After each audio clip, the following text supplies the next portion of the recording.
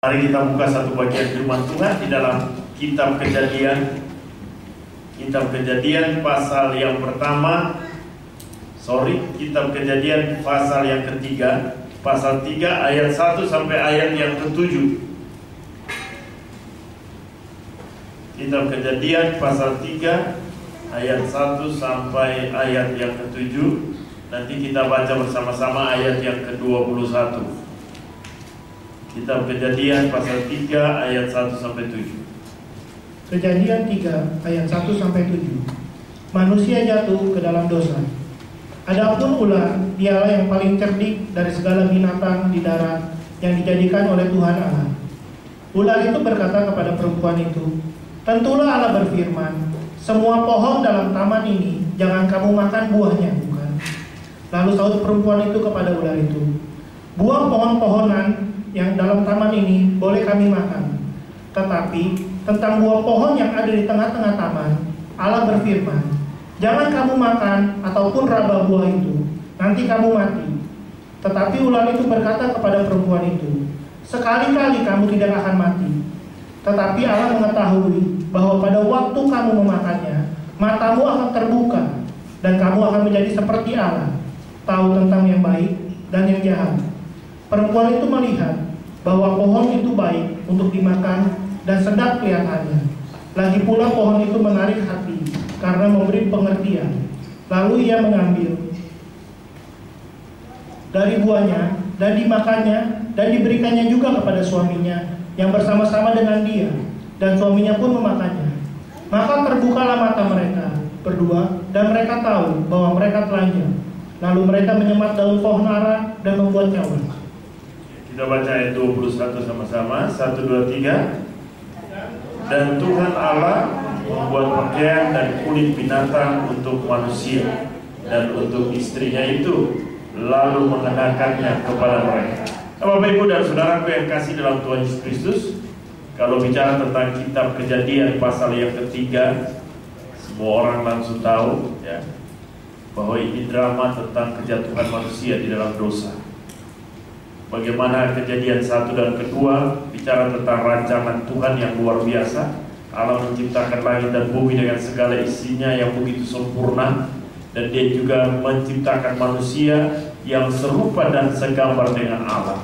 Dan Dia memberikan otoritas penuh kepada Adam dan Hawa, manusia, untuk menguasai alam semesta, atau khususnya Taman Eden yang diciptakan, Taman Firdaus. Namun demikian, karena ketidaktaatan di dalam Kejadian pasal yang kelima, kita melihat satu drama tentang kejatuhan manusia, bagaimana manusia melanggar titah dan kehendak Tuhan. Allah berfirman untuk mereka tidak memakan buah yang ada di tengah-tengah pohon tersebut, di tengah-tengah taman tersebut, tetapi mereka memakan, ya, menjamahnya, dan ini menggambarkan bahwa ketidaktaatan mereka. Lalu pada ayat yang ke-7 yang tadi kita baca, ketika mereka memakan, mereka menjadi telanjang, ya, mereka menyadari hal itu. Lalu mereka mengambil daun pohon, menyemat, ya, pohon ara itu, lalu mereka membuat cawan untuk mereka pakai. Tetapi di dalam Kejadian pasal 3 ayat 21, rupanya pakaian yang mereka lakukan itu kurang begitu baik, ya, sehingga di situ dikatakan Allah menjadikan pakaian yang baru bagi mereka dari kulit binatang untuk manusia itu dan istrinya. Puji Tuhan. Bapak, Ibu, dan saudara, waktu saya mendapatkan tema ini, Allah membuat pakaian untuk manusia, ya, saya berdoa dan bertanya-tanya kira-kira apa maksud daripada tema ini, karena jujur bagi saya pun ini satu tema yang cukup unik, ya, cukup unik sekali. Tapi Tuhan mengingatkan saya ada 3 hal. Mengapa sampai Allah mau membuat pakaian untuk manusia? Saudara tahu, yang pertama dikatakan, kalau saya lihat sini, karena Allah tahu benar bahwa pada saat itu manusia sudah keluar dari rancangan Allah dan mereka ada dalam kondisi telanjang, ya. Jadi kalau orang bertanya atau mendasarkan tema ini, Allah membuat pakaian untuk manusia, satu pertanyaan timbul buat kita malam hari ini, mengapa sampai Allah membuat pakaian bagi manusia itu? Yang pertama, karena Allah tahu manusia sudah keluar dari rancangan Allah, di mana ketika mereka memakan buah pengetahuan baik dan jahat, mereka menjadi telanjang. Itu sebabnya Allah membuat pakaian bagi mereka. Dan Bapak Ibu dan Saudara, di sini dikatakan bahwa poin yang pertama, Allah tahu bahwa mereka keluar dari rancangan Tuhan. Sejak semula kita tahu bahwa Allah menciptakan langit dan bumi begitu sempurna, dan Allah mau untuk manusia menguasai langit dan bumi. Ya. Dia berikan otoritas bagi Adam, Adam memberikan nama dari semua tumbuh-tumbuhan maupun binatang-binatang. Ada otoritas yang luar biasa. Bahkan di sana sabda Tuhan berkata bahwa manusia diberikan otoritas untuk mengelola, menguasai bumi. Ya. Jadi manusia ada di dalam rancangan Tuhan yang luar biasa. Dan kita tahu ada satu persekutuan yang intim antara manusia dan Allah, di mana Allah selalu berdialog, manusia juga berdialog dengan Allah. Ini luar biasa sekali. Tetapi di dalam Kejadian 3 tadi saya katakan satu drama yang luar biasa. Allah atau manusia mulai keluar daripada rancangan Tuhan. Nah, manusia keluar dari rancangan Tuhan di dalam Kejadian pasal 3, kalau kita baca selanjutnya, di situ dikatakan pada waktu mereka memakan pohon tersebut, mereka menyadari bahwa mereka telanjang. Ya. Lalu kalau kita baca pada ayat yang ke-8 dan selanjutnya, di situ dikatakan mereka menjadi takut karena mereka mendengar langkah Tuhan Allah turun ke dalam taman itu. Lalu mereka bersembunyi. Ya. Mereka bersembunyi karena mereka sudah telanjang. Nah, Bapak Ibu dan Saudaraku yang kekasih dalam Tuhan Yesus Kristus, saya mau katakan bahwa Allah tahu segala sesuatu yang terjadi. Ya. Mengapa sampai Dia membuat pakaian bagi manusia? Karena Dia tahu mereka saat itu telanjang. Mengapa mereka telanjang? Karena mereka sudah keluar dari rancangan Tuhan. Kita seringkali sebagai manusia, kita melakukan sesuatu yang kadang-kadang kita berpikir orang tidak akan tahu. Mengapa orang melakukan dosa sembunyi-sembunyi? Ya. Karena manusia berpikir bahwa yang paling penting itu kan supaya orang gak lihat. Tapi manusia selalu tidak menyadari ada satu mata yang melihat. Desember kemarin tetangga saya itu ada peristiwa yang cukup menggemparkan di lokasi tempat saya tinggal. Karena seorang istri pilot itu kabur, saudara. Kabur dengan pelatih layang gantung gitu ya, gantoli kalau nggak salah itu ya. Saudara, jadi orang-orang tetangga-tetangga pada bengong, pada bingung. Kenapa suaminya pilot kan begitu, gajinya ratusan juta ya, punya segala sesuatu, tapi kabur dengan pelatih gantole, saudara. Ya. Ini sesuatu yang luar biasa. Ada tetangga yang katakan, kalau mau kabur cari dong, ya kan, yang punya level seperti itu juga, apa pilot yang lain atau direktur, ya kira-kira begitulah. Itu pikiran manusia, saudara. Tapi yang saya mau ceritakan ini bukan masalah kabur. Saudara tahu bahwa setelah saya ngomong dengan suaminya, ternyata hubungan itu sudah lama, ya. Karena mereka pernah menjadi salah satu, mereka punya hobi olahraga dengan olahraga layang gantung itu. Ya, lalu istrinya terjatuh. Setelah terjatuh kira-kira 2 tahun yang lalu mereka berhenti. Ya. Dan rupanya hubungan dengan pelatih gantole ini sudah sekian tahun. Ya. Dan itu tersembunyi rapat-rapat. Ya. Suami pun tidak tercium. Tapi saya mau katakan dosa itu kita tidak bisa tutupin, saudara. Ya. Satu saat pasti tercium. Dan rupanya si istri ini hamil. Hamil lalu kabur dari rumah, tinggalkan anak dan suami. Jadi maksud saya bahwa kita bisa saja bersembunyi dalam melakukan dosa terhadap manusia, terhadap suami, terhadap istri, terhadap orang tua, terhadap anak, terhadap pemimpin, terhadap karyawan, siapa saja. Ya. Seringkali orang melakukan dosa itu di tempat-tempat yang tersembunyi, saudara. Dosa apa saja? Main judi pasti mojok kan begitu, takut polisi lihat. Ya, gele pakai ngobat pasti mojok, saudara, takut orang lihat. Selingkuh pasti bawa ke tempat-tempat yang tersembunyi, takut suami ketangkap atau istri ketangkap atau saudara dari keluarganya ketangkap. Ya. Apa saja, maling pun demikian, saudara ya. Ya, maling pun pasti cari tempat-tempat. Ya, sekarang lagi tren Jakarta dengan begal ya. Saudara. Nah, begal pun melakukan hal itu di tempat-tempat yang tersembunyi, takut polisi lihat, saudara. Jadi yang namanya dosa orang selalu melakukannya di tempat-tempat yang tersembunyi pada umumnya. Mengapa? Supaya orang lain tidak lihat. Nah, pada hakikatnya manusia itu kadang-kadang lupa bahwa ada satu mata yang selalu melihat. Kalau tadi saya katakan mengapa sampai Allah melakukan atau membuat pakaian buat manusia, karena dia tahu bahwa manusia sudah jatuh di dalam dosa. Dia tahu bahwa manusia sekarang ada dalam ketelanjangan dosa. Malam hari ini saya mau katakan buat kita semua, jangan simpan atau sembunyi dosa saudara, ya. Karena di mata Tuhan semuanya terbuka. Nah, Bapak Ibu dan Saudara yang kasih dalam Tuhan Yesus Kristus, ketika kita jatuh di dalam dosa, sebetulnya kita keluar dari rancangan Allah. Allah punya rancangan yang indah dengan kita. Keluarga yang mulai masuk dalam pernikahan, Tuhan rindu supaya keluarga itu membangun satu generasi ilahi yang di dalam kitab Maleakhi dikatakan generasi yang takut akan Tuhan, ya. Tapi ketika suami mulai selingkuh, istri mulai tidak benar, generasi itu rusak, saudara. Anak-anak akan jadi kacau balau dan rusaklah rancangan Tuhan yang semula.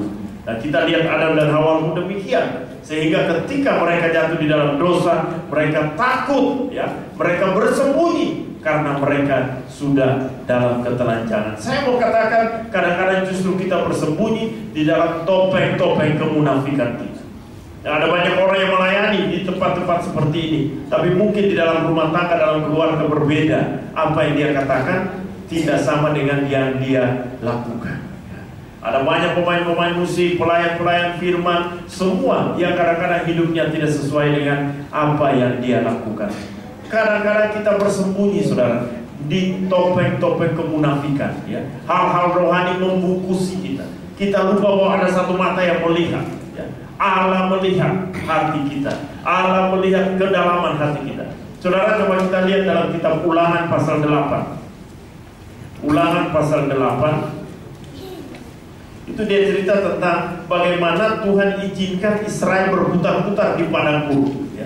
Kita ini kan seringkali mengalami yang namanya persoalan demi persoalan, ya. Ada 2 minggu yang lalu teman saya, seorang ibu yang suaminya kabur sudah 4 tahun atau 5 tahun. Dia datang, dia katakan, Pak Max, saya sudah jenuh, ya. Karena memang dari awal sudah mau cerai, saudara. Suaminya pengen cerai, istrinya juga udahlah kita cerai, ya. Tapi orang tua dan juga saya waktu itu memberikan masukan, ya, jangan, ya, karena yang pertama dalam kekristenan tidak dikenal dengan yang namanya perceraian.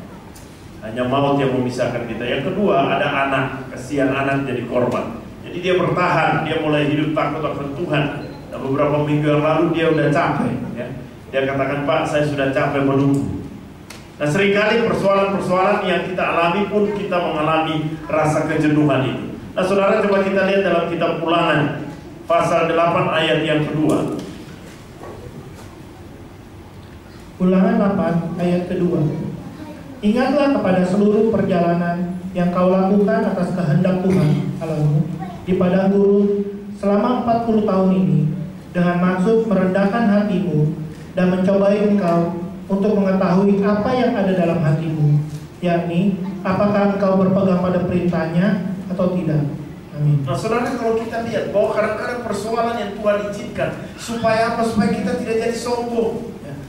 Kadang-kadang Tuhan izinkan supaya kita tidak merasa bahwa kita tuh hebat, kita paling oke punya, ya. Tuhan mau kita ada dalam kerendahan hati. Yang kedua dikatakan apa? Dia ingin supaya melihat kemurnian hati kita. Dia ingin melihat kemurnian hati kita, ketulusan hati kita. Kita ingat peristiwa Ayub, ya. Ayub itu waktu musibah datang, mengalami berbagai masalah dalam satu malam, 10 anak mati, segala usahanya ludes, terbakar, habis lenyap, saudara. Bahkan dia dikatakan sampai kena sakit penyakit kulit. Dalam kondisi yang terpuruk, Ayub katakan, dengan telanjang aku datang ke dalam dunia, dengan telanjang pula aku akan pulang ke rumah Bapa. Terpujilah nama Tuhan. Alkitab mencatat dalam segala hal yang Ayub lakukan, Ayub tidak berbuat dosa. Artinya apa?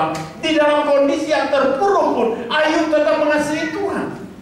Di sini kalau bicara bahwa Tuhan ingin melihat kemurnian hati kita, Tuhan melihat bahwa Ayub adalah orang yang murni, yang tulus. Sekalipun ada masalah, dia tetap mengasihi Tuhan. Beda dengan istri Ayub, ya.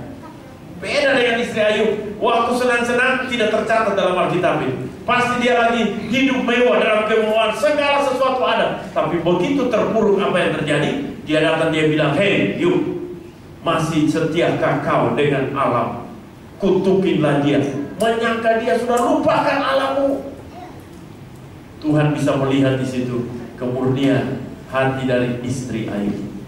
Bapak, Ibu, dan saudaraku yang kasih dalam Tuhan Yesus, kita boleh sembunyi dosa dari istri, dari suami, dari anak-anak, dari orang tua, dari karyawan, dari pemimpin, dari siapa saja orang-orang di sekitar kita. Tapi kita tidak bisa menyembunyikan dosa dari mata Tuhan. Dia melihat sampai ke dalam hati kita.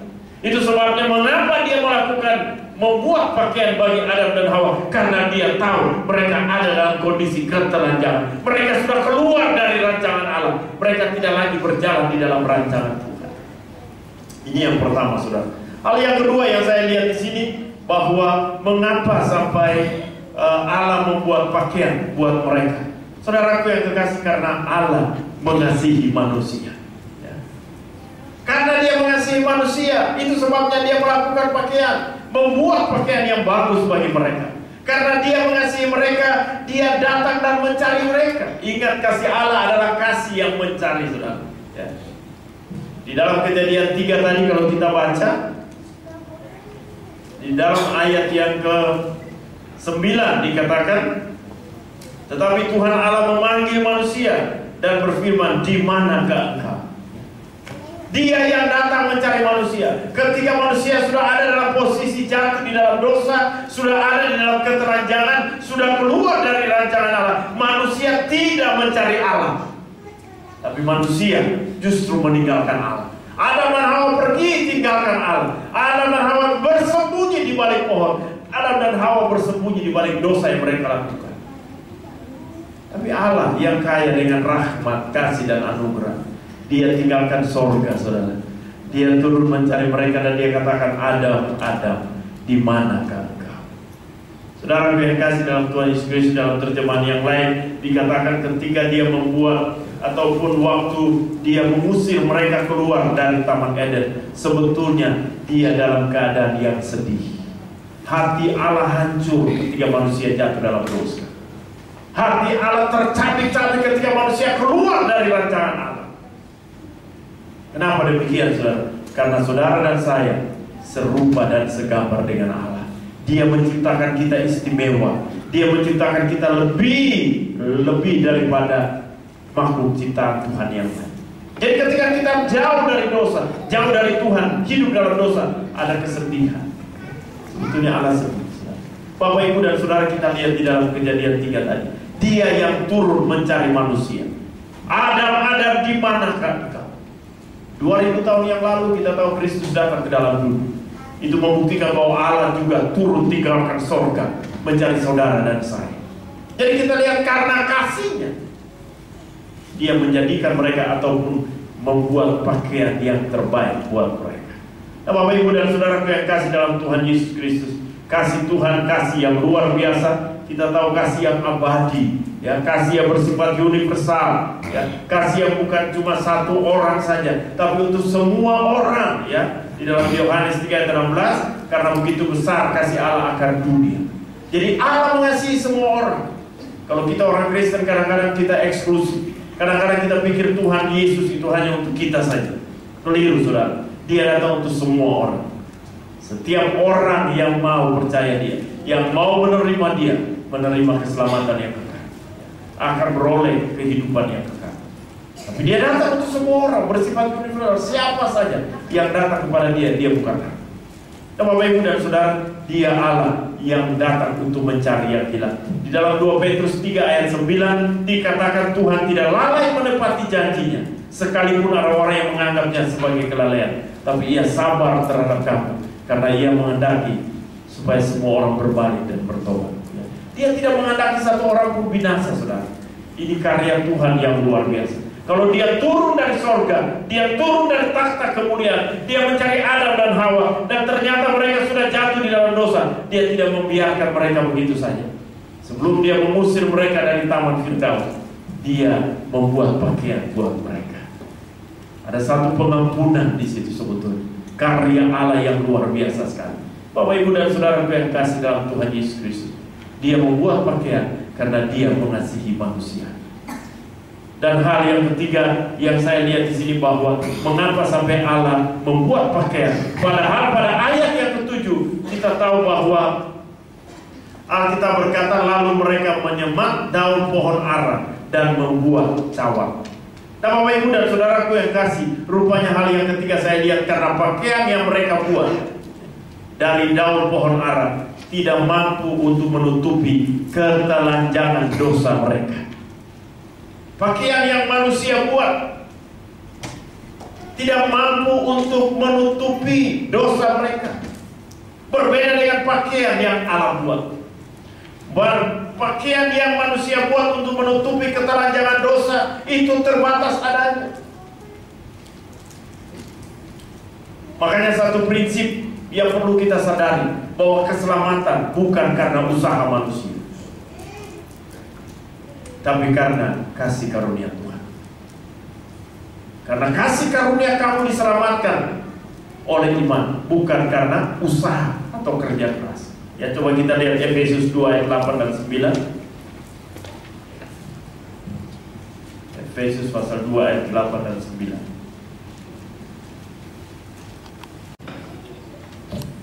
Efesus 2 ayat 8 sampai 9. Sebab karena kasih karunia kamu diselamatkan oleh iman. Itu bukan hasil usahamu, tetapi pemberian Allah. Itu bukan hasil pekerjaanmu. Jangan ada orang yang memegahkan diri. Amin. Ya, kita lihat di situ bahwa itu bukan hasil usaha, itu bukan hasil pekerjaan, tapi itu karena kasih karunia Allah. Jadi keselamatan yang kita peroleh bukan karena kerja keras. Keselamatan yang kita peroleh bukan karena kita rajin beribadah. Keselamatan yang kita peroleh bukan karena kita rajin memberikan perpuluhan atau mengembalikan perpuluhan, memberikan persembahan. Tapi keselamatan yang kita peroleh karena kasih karunia Tuhan. Nah, Bapak, Ibu, dan saudara yang kasih dalam Tuhan Yesus Kristus, kita lihat manusia berusaha dengan amal baik, manusia berusaha dengan kerja keras, manusia berusaha dengan aturan-aturan agamawi. Tapi Alkitab berkata bahwa manusia tidak ada seorang pun yang bisa sampai kepada Tuhan kalau tidak melalui Kristus. Keselamatan itu adalah inisiatif dari Allah, bukan karena usaha. Kita boleh rajin beribadah, kita boleh melakukan aturan-aturan agama, kita boleh memberikan persembahan apa saja, tapi tanpa kasih karunia dari Tuhan, semuanya menjadi sia-sia. Nah, Bapak, Ibu, dan saudara yang kasih dalam Tuhan Yesus Kristus, di sini kita lihat manusia juga berusaha. Adam dan Hawa berusaha untuk menyematkan pakaian daripada pohon ara, tapi Tuhan melihat bahwa itu tidak cukup untuk menutupi ketelanjangan dosa mereka. Itu sebabnya Dia lakukan hal demikian. Coba kita lihat Roma pasal 4 ayat yang ke-7.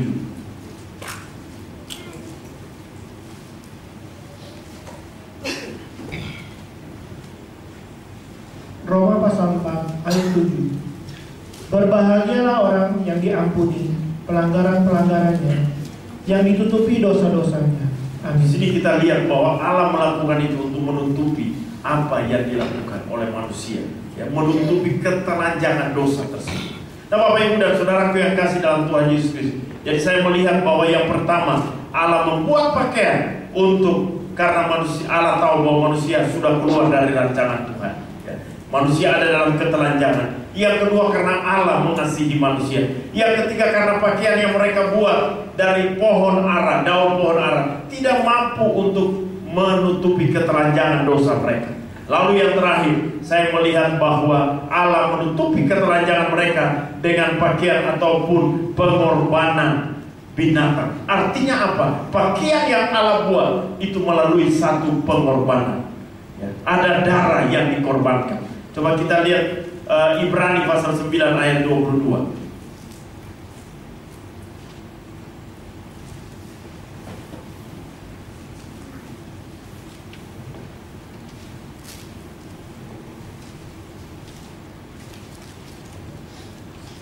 Ibrani 9 ayat 22. Dan hampir segala sesuatu disucikan menurut hukum Taurat dengan darah, dan tanpa penumpahan darah tidak ada pengampunan. Tanpa penumpahan darah, tanpa pengorbanan, tidak ada pengampunan.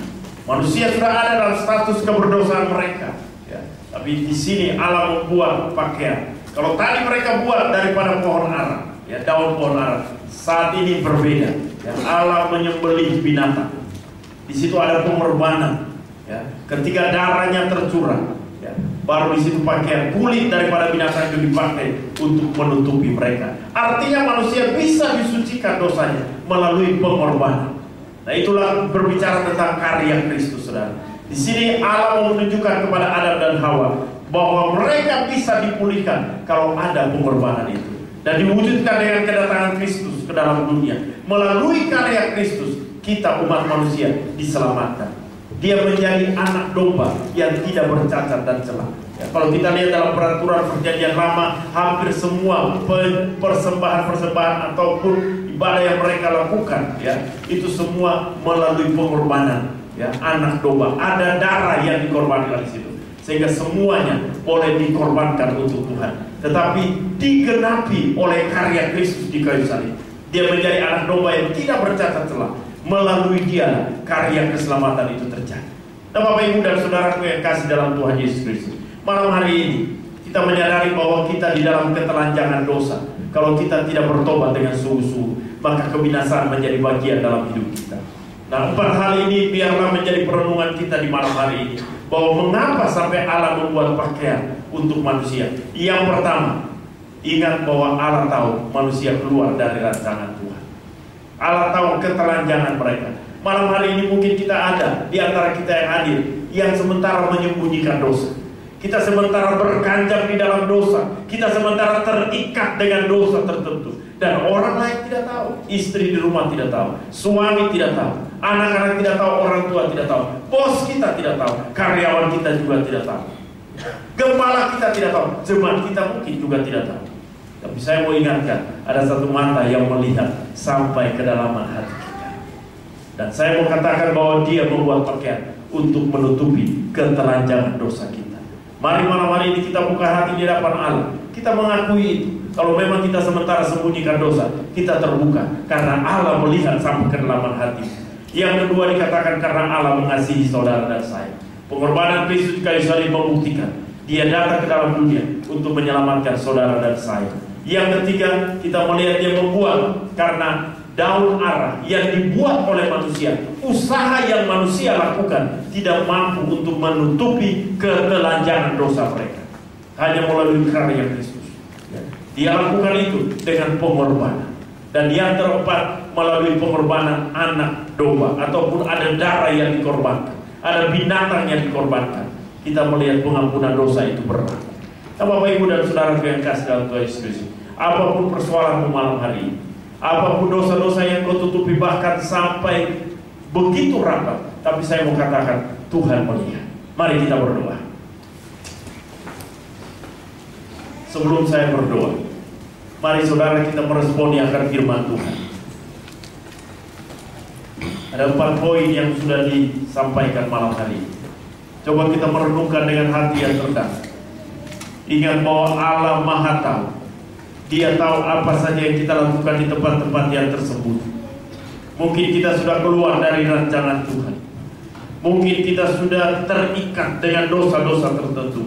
Mungkin selama ini kita menutupi kesalahan-kesalahan ataupun dosa begitu rapat, saudara. Tidak ada satu orang pun yang tahu.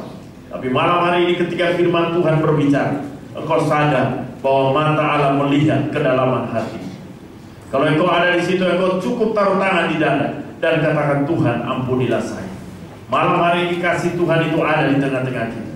Yang kedua, saudara, dia melakukan ini, melakukan pakaian, membuat pakaian buat manusia karena dia mengasihi manusia. Ketika kita ada dalam ketelanjangan dosa kita, Allah mengasihi saudara dan saya. Dia tidak mau untuk kita binasa. Dia tidak mau untuk satu orang pun manusia binasa, saudara. Tapi dia rindu untuk kita berbalik dan bertobat. Malam hari ini, apapun persoalan, apapun pergumulan, taruh tangan di dada dan katakan, Tuhan ini aku. Karena dia mengasihi saudara. Dia mau untuk memulihkan saudara dan setiap pergumulan hidup. Yang terakhir, melalui karya penebusan di kayu salib, Kristus 2000 tahun sudah mati buat saudara dan saya. Itu sebabnya apapun persoalanmu malam ini, letakkan itu di kaki Tuhan. Kalau malam ini engkau datang dengan sakit penyakit, Taruh tangan di dada dan katakan, Tuhan, aku merindukan kesembuhan dia daripada. Kalau engkau datang dengan pergumulan rumah tangga, taruh tangan di dada dan katakan, Tuhan, aku rindu pemulihan terjadi dalam rumah tangga. Kalau engkau datang dengan pergumulan ekonomi, pekerjaan, usaha dan bisnis, taruh tangan di dada dan katakan, Tuhan, pulihkan kondisi ekonomi, pulihkan kondisi daripada bisnis dan usaha.